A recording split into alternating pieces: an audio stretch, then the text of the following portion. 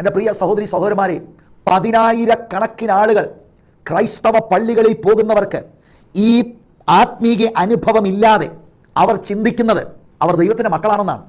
അവർ ചിന്തിക്കുന്നത് യേശുക്രിസ്തുവിൻ്റെ രണ്ടാം വരവെങ്കിൽ അവർ പോകുമെന്നാണ്. എന്നാൽ വേദപുസ്തകം അങ്ങനെയല്ല പറയുന്നത്.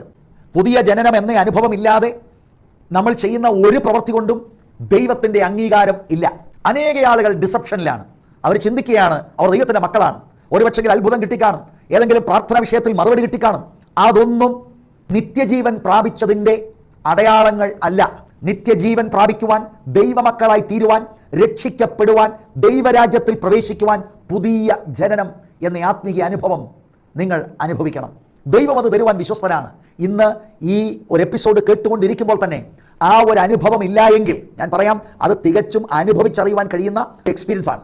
അങ്ങനെ ഒരു അനുഭവം നിങ്ങൾക്കില്ല എങ്കിൽ ഇത് കേട്ടുകൊണ്ടിരിക്കുമ്പോൾ ദൈവത്തിൻ്റെ പരിശുദ്ധാത്മാവ് നിങ്ങളുടെ ഹൃദയത്തിൻ്റെ കവാടത്തിൽ നിന്ന് മുട്ടുന്ന ശബ്ദം നിങ്ങൾ കേൾക്കുന്നെങ്കിൽ, നിങ്ങളെ പ്രേരിപ്പിക്കുന്നതായിട്ട് നിങ്ങൾക്ക് തോന്നുന്നു എങ്കിൽ ദൈവത്തോട് നിങ്ങൾക്ക് പ്രാർത്ഥിക്കാൻ കഴിയും. പിതാവേ, അവിടുത്തെ പുത്രനിലൂടെ ദാനമായി തരുന്ന ഈ ആത്മീക അത്ഭുതകരമായ ഹൃദയമാറ്റത്തെ എനിക്കും തരണമേ എന്ന് ദൈവത്തോട് പ്രാർത്ഥിക്കണം. വിശ്വസിച്ച ഹൃദയത്തെ തുറന്ന് ദൈവത്തിനെ ഏൽപ്പിക്കണം. ദൈവത്തിൻ്റെ അത്ഭുതം ഇന്ന് നിങ്ങൾക്ക് ചെയ്തു തരുവാനായി കഴിയും.